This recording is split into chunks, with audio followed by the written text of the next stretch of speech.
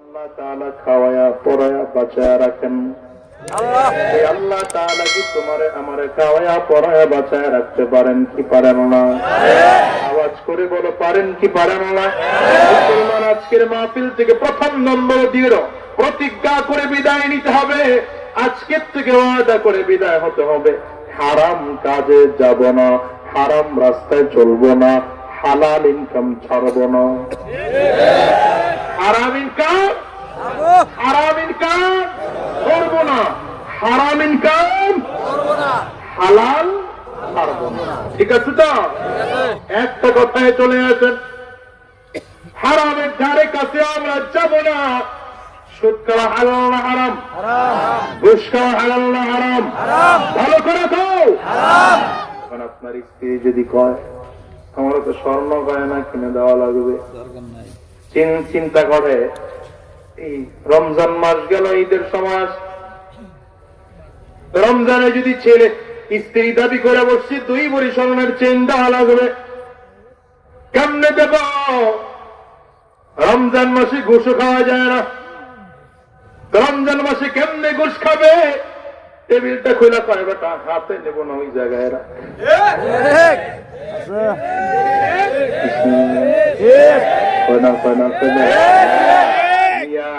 হুজুর করে বুঝান। তো বিয়ে দিতে গেলেও পায় বলার উপর ইনকাম কত, উপর ইনকাম খাই টেবিলের নিচ দিয়ে উপর ইনকাম। চিন্তা করেন কায়দা কাম উপর ইনকাম কয়েকে হেরা মনে করছে হুজুররা বুঝতে পারবে না, ফতুয়াটা তো দিবে না। আমরা তো দেখে গেলাই সেটা তো টেবিলের নিচের ইনকাম, উপরের ইনকাম না। কথা বল না কেন? সরকার যাদেরকে দায়িত্ব দিয়েছে সরকারি মাল পাহারা দেয়া, তারা পাহারা দেয়া বন্ধ করে সরকারি মাল লুণ্ঠন করার জন্য সুদ ঘোষের মতো ঘৃণ্য কাজের সাথে যারা লিপ্ত থাকে, ওগুলো জাতির দুশ্মন, মানবতার দুশ্মন, ইসলামের দুশ্মন, স্বাধীনতা সার্বভৌমত্বের দুশ্মন। ওরা হলো দেশের লাগি মহামারীর মাতন, পাইলে কলম ঠেকাইয়া চাঁদায় ওরা নির্যাতন। দেশের লাগি মহামারীর মাতন, পাইলে কলম ঠেকাইয়া চালায় ওরা নির্যাতন। ঘুষের টাকায় ওদের গরি, ঘুষের টাকায় ওদের গরি, করে যে টান টান। ওরা শিক্ষিত শয়তান, ওরা শিক্ষিত শয়তান, ওরা শিক্ষিত শয়তান, ওরা শিক্ষিত শয়তান। দুর্নীতির আখড়ায় বসে জাহির করে গান, দুর্নীতির আখড়ায় বসে জাহির করে গান। কলম দিয়ে কামায় টাকা আবার ধরে সাধুর বান। ওরা শিক্ষিত শয়তান, ওরা শিক্ষিত শয়তান, ওরা শিক্ষিত শয়তান, ওরা শিক্ষিত শয়তান। আছে না একটা সুৎখোর আর ঘুষখোর পাইলে পিটাইয়া প্রথম করে ঠ্যাং বাংলান। ভালো করে পায় না, কেনাকাটা দেন তো 2 একটারে পিটাইলে বাকিগুলো এমনি ঠিক হয়ে যায়। 1 নম্বর কসম কি ভুলে গেছেন নাকি? আরে মাঝে মাঝে গলিতে ঢুকবো কিন্তু মেইন রোডে বের হবো তো, ঢাকায় যাওয়া লাগবে না। 1 নম্বর কসম নুনের কসম। নুন দিয়ে আল্লাহ তাআলা কি বুঝাইছে? সত্য জমিনের নিচে একটা মাছ। প্রশ্ন হতে পারে হুজুর এই মাছের কথা আল্লাহ কেন বলছেন, আর এই মাছটা কেনই বা বানায় রাখছেন? আমরা তো এই মাছ খাইতেও পারি নাই। আল্লাহ তো এই মাছ তো করে দুনিয়া খাওয়ার লেগে বানাই নাই, এটা খাবে সময় আছে। এই প্রশ্নের উত্তর দিয়েছেন রাসূল আরবী, ওই নবীজির সাহাবী, এক সময়কার ইহুদি পণ্ডিত আব্দুল্লাহ ইবনে সালাম রাদিয়াল্লাহু আনহু যখন কালিমা পড়ে মুসলমান হতে এসেছেন নবীজিকে পরীক্ষা করার জন্য পুরো তাওরীত, জবুর, ইনজিল কিতাব ঘেটে ঘেটে 3টা প্রশ্ন নবীজির কাছে সাজায় নিয়ে আসছে। আব্দুল্লাহ ইবনে সালাম জানে এই 3টা প্রশ্নের উত্তর সত্য নবী যে হবে তিনি জানবে, এছাড়া আর কেউ জানবে না। এর মধ্যে প্রথম নম্বর প্রশ্ন ছিল, মুহাম্মদ পারলে বলো তো কিয়ামতের ময়দানে জান্নাতের মধ্যে আল্লাহ তাআলা জান্নাতি মানুষকে কি দিয়ে মেহমানদারি করাবেন? আমার নবী ডেকে বললেন, আব্দুল্লাহ, আল্লাহ তাআলা জান্নাতি মানুষদেরকে জান্নাতের মধ্যে প্রথম নম্বর মেহমানদারি করাবেন মাছের কলিজা দিয়া। সুবহানাল্লাহ। কি দিয়া? আল্লাহ আমাদের নসিব করুন, আমিন বলেন। কোরআনে আল্লাহ তাআলা বলছেন আলাল আরাইকি ইয়ানজুরুন تعرف في وجوههم نظرة النعيم يسقون من رحيق مختوم ختامه مسك وفي ذلك فليتنافس المتنافسون ومزاجه من تسنيم عينا يشرب بها المقربون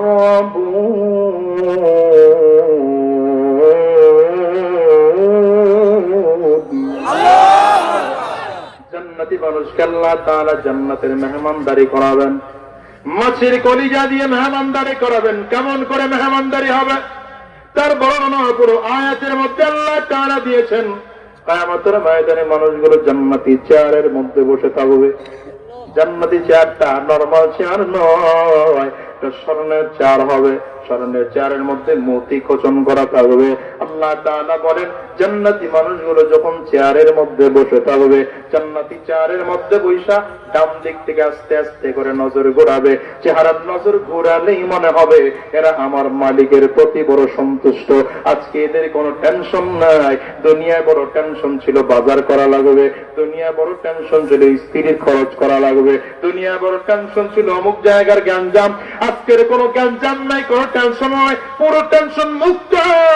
সব টেনশন মুক্ত করে আজকে জান্নাতি চেয়ারের মধ্যে বসে গেছে। তারা তাদের চেহারার দিকে তাকাইলেই মনে হবে কোনো টেনশন নাই। হঠাৎ করে ডান বাম আস্তে আস্তে করে চেহারা ঘোরায়, হঠাৎ করে তাকায় দেখবে ডানের কাঁধ থেকে আস্তে আস্তে করে একটা হাত ঢুকতেছে। এই কির হাত, হাতটা এত সুন্দর। নবী আরবি সাল্লাল্লাহু আলাইহি ওয়াসাল্লাম বলেন হাতের মধ্যে যে চামড়া আছে, চামড়ার মধ্যে রগ আছে, রগের মধ্যে রক্ত কণিকা আছে, রক্ত কণিকা গুলো ক্লিয়ার দেখা যায়।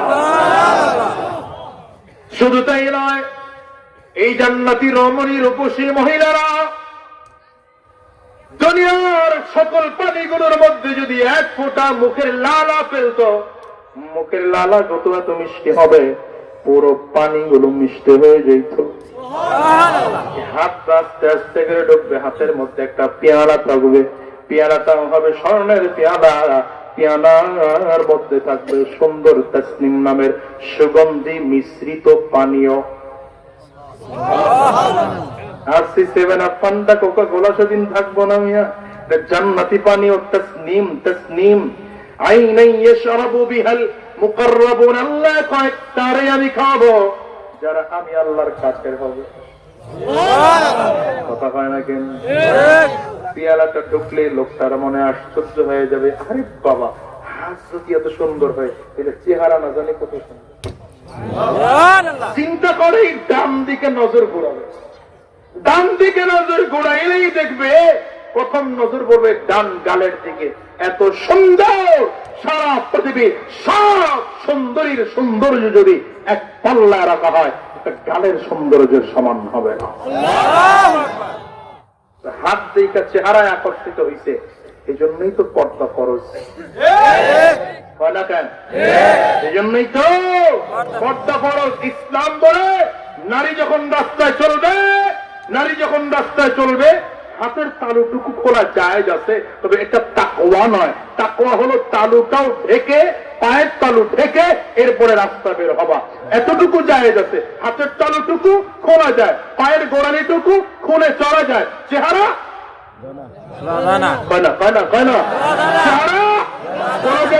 চেহারা ঢাকতে হবে। চেহারাও বাহিরে বের হলে সতরের অন্তর্ভুক্ত।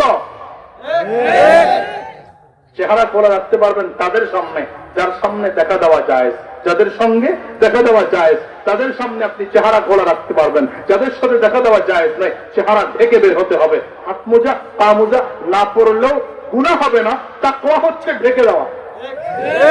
কেন? হাত থেকে যুবক চিন্তা করবে হাতটা যদি এত সুন্দর হয় তাহলে চেহারা না জানি কত সুন্দর। আস্তে আস্তে তোমার কল্পনায় চলে যেতে পারে। ইসলাম বলে না, এতটুকু সুযোগ দেওয়া যাবে না। লা তাকরাবুস সিনা, কাছেও যাওয়া যাবে না, কাছেও যাওয়া যাবে না। এমন কোন পোশাক পরা যাবে না যে পোশাকে যুবক তোমার দিকে আকর্ষিত হতে পারে। এখন রাস্তায় চলে টাইট ফিট বোরকা, আরেক বোরকা বেরিয়েছে দেখলাম ওদিন দোকানে দেখলাম বাদুর মার্কা বোরকা। এটা বোরকা নয়, এটা পোশাক। এটা বোরকা নয়, এটা পোশাক। এটাকে পরিবর্তন করে এটার উপরে আরেকটা বোরকা পড়তে হবে। এখন তো আমাকে বাংলাদেশের পরিস্থিতি রাগ করতেছেন না, অসুবিধা হইতেছে। ওয়াজের পয়েন্ট মনে রেখেন, পয়েন্ট মনে রেখেন, মনে আছে তো কি? আরে পরের পয়েন্ট নিয়ে বুঝলা গেছে জান্নাতি মেহমান। পয়েন্ট মনে রেখেন, আমি ফিনিশিং দেবো ইনশাআল্লাহ। যদিও মানে বললাম মাঝে মাঝে গলিতে ঢুকি, মেইন পয়েন্ট হারাই না। আবার বাংলাদেশের পরিস্থিতি হলে আমরা যেটা ঢাকা দরকার ওইটারে খুলে রাখে, আর যেটা খোলার দরকার যেটা না ডাকলেও সমস্যা নেই সেটারে ডাকে। ছেলের পোশাক হলো লম্বা আর মেয়ের পোশাক শর্ট। শুধু তাই না, বুড়ি রাস্তা দিয়ে চলে কালো। মক্কা শরীফে ভাস করে এসে নামের শুরুতে লাগাইছে আল হাজ্জা। নাই নাই না, আপনার এলাকার নাও থাকতে পারো, আমার টাকা আছে ভালো করে এই যখন রাস্তা বের হয় বোরকার উপরে বোরকা লাগাইয়া, পাটের উপরে পাট লাগাইয়া, নেকাবের উপরে নেকাব লাগাইয়া রাস্তা বের হয়। কিন্তু তার যুবতী মেয়ে 17 বছর বয়সী, 18 বছর বয়সী এই মেয়েটাকে যখন রাস্তার মধ্যে নামায়, ভূগোল ড্রেস পড়ায়া, পেট খালি পিঠ খালি, কপাল একটা নোকটা দিয়া ওই ভুয়াপুর চৌরাস্তায় ঘুরায় আর পাবলিকের স্যাম্পল দেখায়। কপাল পোড়া জাতি। ধর্ষণ কি এমনি হয়? সেঞ্চুরি কি এমনিতেই হয়? ধর্ষণ খোদার কসম কোনদিন বন্ধ করতে পারবে না। এজন্য সব জায়গায় আমি বলি, আজকেও বলে যাই, ধর্ষণ বন্ধ করার পদ্ধতি কোরআন থেকে দিয়ে গেলাম। দুটো পদ্ধতি। কয়টা? এক নম্বর পদ্ধতি হচ্ছে আমার দেশের মা বোনদেরকে বোরকা পড়ায়া, পর্দা পড়ায়া। ঘর থেকে যদি বের হতেই হয় তাহলে বোরকা পরে, পর্দা পরে, শালীন পোশাক পরে ঘর থেকে বের হতে হবে। তাহলে 1 নম্বর পদ্ধতি। 2 নম্বর পদ্ধতি, আমার দেশের সকল যুবকদেরকে হক্কানি উলামায়ে কেরামদের নেতৃত্বে কোরআনের ট্রেনিং দিয়ে চরিত্রবান বানাতে হবে। কথাটা এই জন্য বললাম, পাশে দেখলাম মহিলা প্যান্ডেলও আছে নাকি? এই জন্য কথাটা বললাম, মা পর্দায় থাকো, বোরকায় থাকো, এতে তোমার ইজ্জত বাড়বে, মোটেও কমবে না। কারণ তুমি নবী নও, নবী নবীর মা। তোমার দোয়ার কারণে বাইজিদ বুস্তামির মতো মানুষ আল্লাহর ওয়ালি হয়েছে। তোমার দোয়ার কারণে হাজার লক্ষ মানুষ আল্লাহর ওলি হয়েছে। তোমার মতো মায়ের গর্ভ থেকে আব্দুল কাদের জিলানী বের হয়েছে। তোমার মতো মায়ের গর্ভ থেকে খাজা মুঈনুদ্দিন চিশতি বের হয়েছে। তোমার মতো মায়ের গর্ভ থেকেই দেখবা রশিদ আহমদ গঙ্গুহি বের হয়েছে। তোমার মতো মায়ের গর্ভ থেকে ইলিয়াস সাহেব রহমতুল্লাহ আলাইহি বের হয়েছে। তোমার মতো মায়ের গর্ভ থেকে আল্লামা আহমদ শফি বের হয়েছে। তোমার মতো মায়ের গর্ভ থেকে কুতুবুল আলম সৈয়দ ফজলুল করিম জন্ম নিয়েছে। মা পর্দায় থাকো, বোরকায় থাকো। পর্দা করলে তোমার ইজ্জত বাড়বে, কমবে না। শুধু তাই না, তোমার গর্ভ থেকে যে সন্তান জন্মগ্রহণ করবে ওই সন্তানটা হবে দিনদার, ইমানদার, হাফেজ কোরআন। খারাপ ওই পাইলট, ব্যারিস্টার, অ্যাডভোকেট হলেও দিনদার হবে।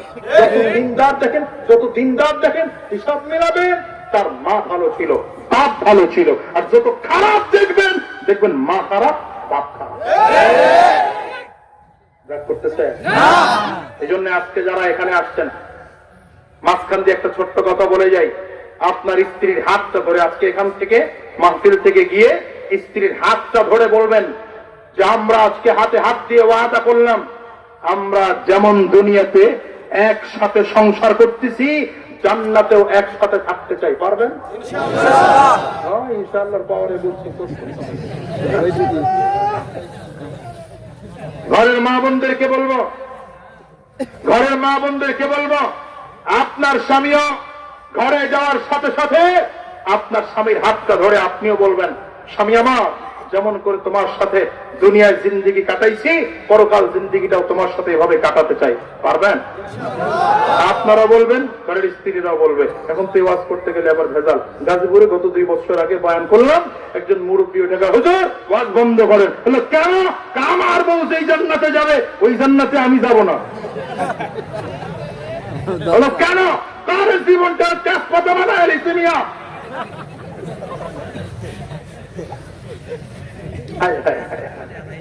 স্বামী স্ত্রীর সংসার এখন দ্বন্দ্বের সংসার, ঝগড়ার সংসার হয়ে গেছে। আর আমার নবী আর আম্মা জানদের সংসার ছিল মধু মাখা সংসার।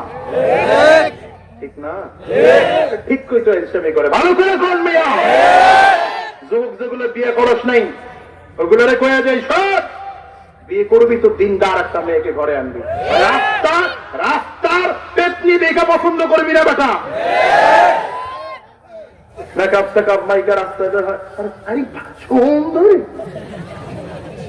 এগুলোর দিকে তাকায় চোখ নষ্ট করবি না। যুবককে বলছি তোর চোখ, মুরব্বীরা রাগ করেন না, একটু যুবক বড় আমার ছোট ভাই তো করে ধমক দিয়ে তোর চোখ আল্লাহ দিয়েছেন হালাল স্ত্রী দেখার জন্য, তোর চোখ দিয়েছেন আল্লাহ মায়ের দিকে নজর করার জন্য, তোর চোখ দিয়েছেন আল্লাহ বাবার দিকে নজর করার জন্য, তোর চক্ষু দিয়েছেন এই চোখটা হেফাজত রাখবি কিয়ামতের দিনে আমার আল্লাহকে দেখার জন্য। চোখটা নষ্ট করে না ভাই, আমার ভাই তুমি কলিজার টুকরা যুবক, তুমি চোখটা বেগানা মহিলার দিকে তাকায়া তাকায়া চোখটা নষ্ট করে ফেলছো। কিয়ামতের দিনে এই চোখ দিয়ে আল্লাহ দেখা যাবে না, এই চোখ দিয়ে জান্নাত দেখা যাবে না, চোখ দিয়ে আমার নবী দেখা যাবে না। দেখবি না রে যুবক, এগুলো রাত, কিয়ামতের দিনে আল্লাহ দেখবি। রাগ করতেছে? স্বামী আর স্ত্রী একসাথে জান্নাত পারবেন থাকতে? নবীর হাদিস মনে পড়ে গেছে, বলবো? বাইহাকের হাদিস, আমার নবী বলেন কিয়ামতের দিনে জান্নাতি যদি স্বামীও হয় স্ত্রীও যদি জান্নাতি হয়, দুইজনকে আল্লাহ কেমনে দেখা করাবো? বলবো না রাগ করবেন? হ্যাঁ, আল্লাহু আকবার, আল্লাহু আকবার। আল্লাহ তাআলা পুরুষকে মনের মতো করে সাজাবেন। স্বামীও জান্নাতি স্ত্রীও জান্নাতি। বুঝে না, বুঝে না। চিন্তা করতেছে হায় হায় বুঝলে থাকবো। আরে না মিয়া, এটা পুড়িয়ে থাকবো না তো, জোয়ান হয়ে যাবে তো। শুধু জোয়ান না, অবিবাহিত মেয়েদের মতো সুন্দরী হয়ে যাবে, ইনটেক্ট হয়ে যাবে। আল্লাহু আকবার। আপনিও সেদিন নওজওয়ান তাকবাকে যুবক হয়ে যাবেন। আল্লাহ আমাদেরকে জান্নাত নসিব করো, আমিন। আল্লাহ তাআলা যুবকটারে মনের মতো করে সাজাবেন, পুরুষটারে ইচ্ছা মতো আল্লাহ সাজাবেন। কেমন হবে কষ্ট? সাজাবেন কে? আল্লাহ। হায় হায় হায়, কত এক্সপার্ট আমার আল্লাহ। আল্লাহু আকবার। আল্লাহ নিজে সাজাবেন। এই গেটটা দিয়ে ঢুক, গেটটা দিয়ে ঢুক। গেটটা তো টিনের বেড়া হবে, কি করে? এরা মনে করছে টিন টুন দিয়ে আল্লাহ কোনো মতে বেড়া। আরে না মিয়া, আবার নবী কয় লা আইনুর রাআত ওয়ালা উযুনুন সামিআত ওয়ালা খাতারা আলা কলবি বাশার। জান্নাতের নাজ ও নিয়ামত, জান্নাতের ডেকোরেশন, জান্নাতের সাজ, জান্নাতি সজ্জা এমন সুন্দর হবে মানুষ চোখেও দেখে নাই, মানুষ কানেও শুনে নাই। ওয়ালা খাতারা আলা কলবি বাশার, মানুষের অন্তরে কল্পনাও হতে পারে না। এখন কিন্তু যা ওয়াজ করতেছে সব খাও, 25 তারিখের ওয়াজ। রাগ করতেছে না? কষ্ট হইতেছে না? কষ্ট হলে আমারে বললেন, আমি সাথে সাথে ছাইরা দিই। কসম কিন্তু মাত্র একটাই আছে। কসম কয়টা? এরা মনে করছে এক কসমই এতক্ষণ, আল্লাহ জানে কতক্ষণ লাগে। না ছাইরা তুমি তবে যদি উঠে কেউ চাইলে কিন্তু ছাইরা দিন। আলহামদুলিল্লাহ এখনো উঠতেছেন না। একজন যদি উঠে 10 জনের লইয়া পড়বেন ওইটা, ঠিক আছে তো? যদি দেন পারতেছেন না, লুঙ্গি ধরে পড়ে থাকবেন। তুই গেলে যা, লুঙ্গি এনে থাক, ঠিক আছে? পারবেন? কারা কারা পারবেন না হাত তোলেন।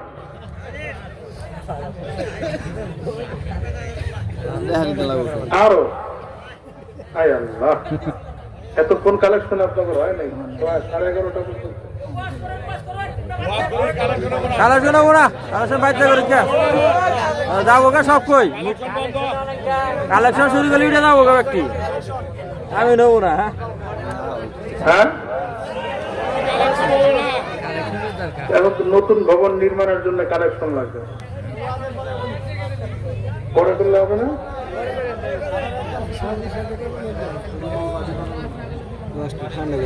আল্লাহ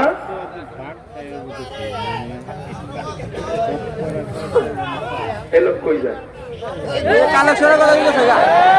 কালেকশন হবে না, ওয়াজ চলবে বল না মিয়া, আপনারা প্রতিদিন থাকলে আমি থাকতে পারবো কিনা তাও তো বলেন না। আমার তো প্রতিদিনের প্রোগ্রাম ভাইয়ের আমার আছি আছি, আমি আপনাদের পক্ষের লোক, টেনশন নাই ইনশাআল্লাহ। আগে ওয়াজ করে লই, কালেকশন যাওয়ার পরে দেখা যাবে। কথা না, মানুষ দিনদার হলে মাদ্রাসায় এমনি উঠবে মিয়া। এই মানুষগুলো যদি দিনদার হয় মাদ্রাসায় এমনি দান করা শুরু করবে। ঠিক না? ঠিক জোরে আওয়াজ করে খাও। কি বললাম জানো? আল্লাহ বলবে এটা দিয়ে ঢুকো। কেমন চমৎকার ডেকোরেশন জান্নাত দিয়ে, একটা গেট পার হয়ে জান্নাতি পুরুষটা ঢুকবে, ঢুকে দেখবে 70 জন হুর তাকে সম্বর্ধনা জানানোর জন্য দাঁড়ায়। সুবহানাল্লাহ কয় না? কেন কেন দেখেন তো ভালো করে করবেন সুবহানাল্লাহ। কয়জন হুর দাঁড়ায় রয়েছে? আল্লাহর জান্নাতি হুররা তো চরম সুন্দরী, চরম সুন্দরী। এদের দিকে তাকায় মনে করবে এরা তো মনে হয় আমার, এরা তো মনে হয় আমার, এত সুন্দরী। জান্নাতি হুররা বলবে আল্লাহর বান্দা, আমরা আসলে আপনার নই, আমরা আপনাকে অভ্যর্থনা জানানোর জন্য দাঁড়িয়েছি। আমরা ভিতরে যারা আছে এদের খাদেমার দায়িত্ব পালন করতেছি। গেট আরেকটা পার হবে, সামনে তাকায় দেখবে আরেক গেট আরেকটা পার হবে, পার হয়ে দেখবে প্রথম কাতারের সুন্দরী আরো 70 জন সুন্দরী দাঁড়ায় রয়েছে, প্রথম দলের চেয়ে দ্বিগুণ। প্রথম দলের চেয়ে কেমন হবে? কেমন হবে বলেন তো? আল্লাহু আকবার। তাদের দিকে তাকায় মনে করবে এরা তো মনে হয় অবশ্যই আমার, এরা তো মনে হয় অবশ্যই আমার। দেখেন আল্লাহ কেমন সারপ্রাইজ দিচ্ছেন। এই যুবক রে, আমি তোরে কেন জান্নাতের কথা বলি জানোস? আমরা হুজুররা কেন তোকে জান্নাতে নিতে চাই জানোস? এই মজা তুই সারা জীবনটা দিয়ে দিলেও পাবি না। জান্নাতের এক দিনের মজা তোর সারা জিন্দেগির মজার সমান হবে না। জান্নাতের এক দিনের আনন্দ, এক মুহূর্তের আনন্দ সারা জিন্দেগির আনন্দ একত্রিত করলে হবে না। তুই তো বেটা যুবক উল্টা রাস্তায় চলো, তুই যাদের সাথে ঘোরস ওরা তোরে জাহান্নামে নিয়ে যাবে। বেটা আলেমদের কাছে আয়, কোরআনওয়ালার কাছে আয়, দিনদারের কাছে আয়, হক্কানি পীর মাশায়েখদের কাছে আয়, জামাতে তাবলীগের কাছে আয়, দেখবি জীবন পরিবর্তন হয়ে যাবে। আল্লাহ কবুল করুন, আমিন খান। ভালো করে বলেন আমিন। তো কয় নম্বর গেট পার হয়েছে?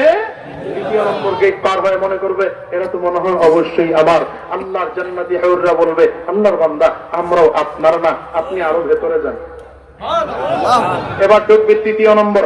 তৃতীয় নম্বর গেটে ঢুকে দেখবে দ্বিতীয় ওয়ালারা যা সুন্দরী তার চেয়ে দিব। ভালো করে খান, ভালো করে খান। এভাবে করে করে 70টা গেট, 70টা গেট। প্রতি গেটে এক সুন্দরের চেয়ে আরেক সুন্দরের আরো বেশি, তার চেয়ে আরো বেশি, তার চেয়ে আরো বেশি। এবার একটু চিন্তা করেন, এটা যদি কল্পনায় আসবে না, তারপরে একটু মগজে ঢুকান যে 70 নম্বর গেটে যে 70 জন উট দাঁড়ায় থাকবে তারা কেমন সুন্দরী হবে। যুবকরে, আমি তো তোর সেই সুন্দরীর জন্য পাগল হতে বলছি, দুনিয়ার সুন্দরীর জন্য পাগল না বেটা। এই সুন্দরীরা বলবে আমরাও আপনার নই, আপনি ভিতরে যান। এবার শুরু হবে পর্দা সরানো। পর্দা 70টা পর্দা, একটা দুইটা করে করে 70টা পর্দা সরাবে। 70টা পর্দা সরায় তাকায় দেখবে এই বিশাল বাগান, বাগানের ডান একটু কিনারা নাই, বাম কিনারা নাই, সামনে কিনারা নাই। আমি এক পাশে দাঁড়ায় আছি, 3 পাশের শেষ কোথায়? সীমানা ঠিক নাই, শেষ নাই। আল্লাহ বলবেন সবগুলো তোর। এটা গাছগুলো কি হবে? গাছের বডি গুলো সব স্মরণের গাছ, বাগানের মধ্যে গাছ, গাছের বডি গুলো সব স্বর্ণের, পাতাগুলো সবুজ। এর মধ্যে ফল আবার 3 ধরনের ফল, এক ফল কাঁচা, এক ফল আধা পাকা, আরেক ফল পুরো পাকা। আল্লাহ কয় মা তাশতাহি আনফুসুকুম, তোমার যা মনে চাবে ওইটা খাইবা। এই জন্য আমি 3 ধরনের ফল রাখলাম। কিছু লোক আছে যারা কাঁচা ফল খাইতে পছন্দ করে, কিছু আছে যারা আধা পাকা খাইতে পছন্দ করে, আবার কিছু আছে ফুল পাকা পছন্দ করে। আল্লাহ কয় মা তাশতাহি আনফুসুকুম, মনে যা চাবে ওটা খাবে। এই জন্য গাছগুলো আল্লাহ বানায় রাখছেন, গাছের নিচ দিয়ে নদী, নদী বয়ে যাবে। নদীগুলো এত স্বচ্ছ, এত স্বচ্ছ, এত ক্লিয়ার হবে, পানি উপর থেকে নিচ পর্যন্ত ক্লিয়ার দেখা যাবে। এই চক্ষু ঘোরাবে ডান দিক থেকে, আস্তে আস্তে আস্তে আস্তে আস্তে করে চক্ষু ঘোরা, হঠাৎ করে তাকায় দেখবে গাছের নিচে, বড় একটা গাছের নিচে পাতা ঝুলে আছে, সবুজ পাতাগুলো ঝুলে আছে। হঠাৎ করে তাকায় দেখবে পাতার দিক থেকে বিশাল সুবিশাল চেয়ার, স্বর্ণের চেয়ার, এর মধ্যে মূর্তি খোচন করা আছে। সেখানে একজন সুন্দরী রমণী রূপসী আল্লাহর বান্দি বসা। একজন আরেকজনের দিকে তাকায় থাকবে, এক নজরে 40 বছর। কত বছর? 40 বছর। কত বছর? 40 বছর। হায় হায় হায় হায়, দেখা এক নজরে কত বছর? 40 বছর পরে চেহারা ঘুরে আবার আরে আরে দেখলাম, আবার তাকাবে, তাকায় দেখবে হায় হায়, তো চোখের দিকটা একটু পরিচিত পরিচিত লাগে, নাকের দিকটা পরিচিত পরিচিত লাগে, আরে ঠোঁটের সাইডটা তো পরিচিত, এটা আর ঘরের বউ নিয়ে, এটা আর ঘরের স্ত্রী, যার ঘরের স্ত্রী আল্লাহ সাজাইছে তো এর লেগে চিনতে পারে নাই প্রথম দেখায়। 40 বছর তাকায় থেকে হিসাব নিকাশ মিলেছে, ঘটনাটা কি? দ্বিতীয়বার মিলায় ওভার শিওর হয়ে এবার কাট দেয়, আনতে হিনা, আরে তুমি এখানে কে? এবার আনতে হিনা, আরে তুমি এখানে কেন? এবার পাল্টা প্রশ্ন করবে, আমি এখানে বুঝলাম, আপনি এখানে কেন? তো বান্দা বলবে আল্লাহ তো আমারে বললেন এখান থেকে ঢোকার জন্য, আর তুমি তুমি আল্লাহ তো আমারে কইছে এখানে বয়ে থাকার লেগে। যখন আল্লাহর বান্দা প্রশ্ন করবে, কবে থেকে বয়ে রইছ? 500 বছর আগ থেকে বয়ে রইছি। কত বছর আগ থেকে বয়ে রইছি? 500 বছর আগ থেকে বসে আছে। এখন পুরুষটা সন্দেহ হবে, ঘটনা কি? 500 বছর আগ থেকে বসে করছেটা কি? স্বামী আর স্ত্রীর এই সন্দেহটার কারণেই মহাব্বত বৃদ্ধি হয়। স্ত্রী যদি খালি ঘন ঘন বাপের বাড়িতে যায় আর গিয়ে যদি বেশি বেশি বেড়ায়, তাহলে স্বামী তো কি ঘটনা কি, এত বেড়াও কেন? মামাতো ভাই খালাতো ভাইয়ের বাড়ির কাছে লেখা মহাব্বতের বন্ধনটা। আল্লাহু আকবার। তো আশ্চর্য হয় যে আর 500 বছর আগে তুমি এখানে এসে করছো কি? তো আল্লাহর বান্দি জবাব দিবে, স্ত্রী এবার জবাব দিবে, 500 বছর পর্যন্ত আল্লাহ তাআলা আমাকে এই চেয়ারটার মধ্যে বসিয়ে প্রতিদিন প্রতিদিন 5 ওয়াক্ত নামাজের টাইমে টাইমে আল্লাহ তাআলা আমাকে নিজ কুদরতি হাতে আমার অঙ্গ প্রত্যঙ্গগুলো আল্লাহ সাজিয়েছেন। আল্লাহ তাআলা সাজাইলে কেমন সুন্দর হবে। আল্লাহু আকবার। এই জন্য বলছি আজকে বাসায় গিয়া স্বামী আর স্ত্রী দুইজনে হাত ধরে একজন আরেকজনের কাছ থেকে ওয়াদা নেবেন। আপনি স্ত্রীর কাছ থেকে ওয়াদা নেবেন, আপনার স্ত্রী আপনার কাছ থেকে ওয়াদা নেবে, একসাথে জান্নাতে থাকবো ইনশাআল্লাহ। রাজি আছেন? ইনশাআল্লাহ। আল্লাহ কবুল করে বলেন আমিন। আর জোরে কোন আমিন। এবার স্বামী স্ত্রী দুইজনে গলাগলি বাঁধে যে ঘুমাইবেন, হজরও খবর নাই, জান্নাতে ভালো করে যাওয়া যাবে। গুরজার বাড়ি চলবো মিয়া। আল্লাহু আকবার, আল্লাহু আকবার। তো বলছিলাম জান্নাতি হুরদের হাত ঢুকতেছে, মনে আছে তো? আছে, ভুলে গেছেন মনে হয়। হাত ঢুকতেছে, তাফসীরে লেখা হয় প্রথম ঘোরাবে, নজরটা ঘোরায়া দেখবে এই গালের দিকে নজর পড়ছে। গালের দিকে নজর পড়লে আশ্চর্য হয়ে যাবে, আরে বাবা এটা কেমন সুন্দরী, এত সুন্দরী মানুষ হয়? গালের দিকে নজর করলে যখন তাকায় থাকবে, আপনি যেমন সুন্দরী দেখলে, এই যুবকেরা কথা শুনিস, তুই যেমন যুবতী দেখলে তাকায় থাকো 1 কিলো যায়, চোখ ফিরে না, তো এত সুন্দরীটা দেখা তাকায় থাকবে, হায় আল্লাহ এটা কি? হ্যাঁ, হাত দিয়ে ইশারা করবে, আমার দিকে তাকায় না, সামনে তাকাও, আমার দিকে তাকায় না, সামনে তাকাও।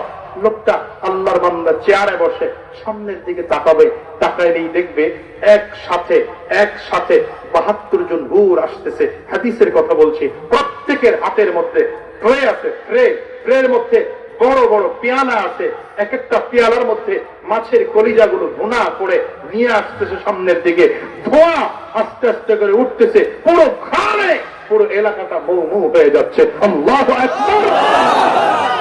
আল্লাহর বান্দি বলবে 70 জন হুরের হাতে, প্রত্যেকের হাতে, কারো হাতে ওই কি বলে মাছের কলিজা ভোনা, কারো হাতে ওরকম সুন্দর তাসনিম নামের সুগন্ধি মিশ্রিত পানি দেওয়া। মা মনে যা চায় খাও। এটা জান্নাতি মানুষকে আল্লাহ তাআলা প্রথম মেহমানদারি করাবেন। আরো আশ্চর্যের ব্যাপার, কথা বললে তো লম্বা হয়ে যায়। আরো আশ্চর্যের ব্যাপার, বান্দা যখন এভাবে মাছের কলিজা খাবে আর ওই তাসনিম নামের মিশ্রিত সুগন্ধিযুক্ত পানিগুলো পান করতে থাকবে, হঠাৎ করে দেখবে উপর থেকে একটা আলো এসে কপালের মধ্যে পড়েছে। সে নিচের থেকে নজরটা উঠায়া উপরের দিকে তাকাবে, হঠাৎ করে তাকায় দেখবে আল্লাহু আকবার, আল্লাহু আকবার। এ তো আর কেউ নয়, এ তো আমার রব, আমার আল্লাহ। আল্লাহ তাআলা বান্দার দিকে তাকায়া আল্লাহ পাকের কুদরতে কণ্ঠ দিয়ে ডাক দিবেন, আসসালামু আলাইকা ইয়া ইবাদি, আল্লাহু আকবার, আসসালামু আলাইকা ইয়া ইবাদি, আল্লাহু আকবার, আসসালামু আলাইকা ইয়া ইবাদি। আমার আল্লাহ তাআলা বান্দার দিকে তাকায় বলবেন, বান্দা, হে আমার গোলাম, আমার পক্ষ থেকে সালাম গ্রহণ করো।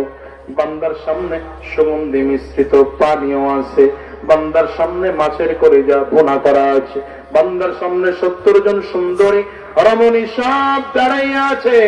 বান্দা মালিকের সালাম সইনা আমার আল্লাহর দিকে তাকাইয়া আছে। কিতাবের মধ্যে লেখা হয় আল্লাহর দিকে তাকায় থাকবেন, 70,000 বছর চলে যাবে, আমার আল্লাহর বান্দার একটা নজরে পলক পর্যন্ত পড়বে না।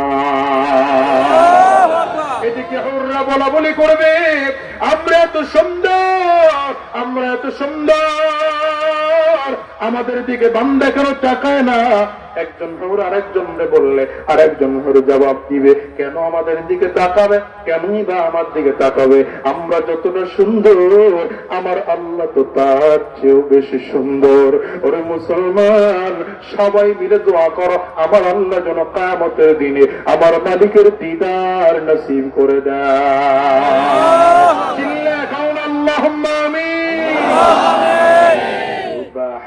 সুবহানাল্লাহ, আলহামদুলিল্লাহ, লা ইলাহা ইল্লাল্লাহ, সুবহানাল্লাহ।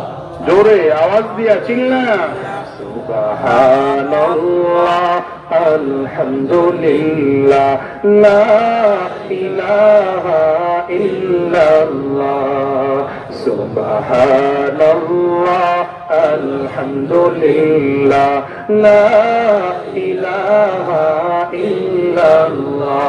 কষ্ট হয়, তুমি বাঁচাও, তুমি মারো, অগণিত ক্ষমা করো, তুমি বাঁচাও, তুমি মারো, অগণিত ক্ষমা করো, যাকে ধরার তাকে ধরো, যাকে ধরার তাকে ধরো, তোমার মুঠোয় সবই আল্লাহ।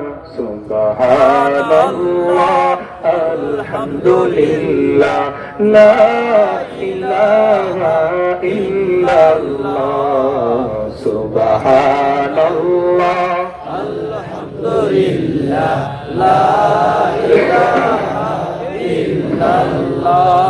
এক নম্বর কসম, আমার মালিক ডেকে বলে নুন।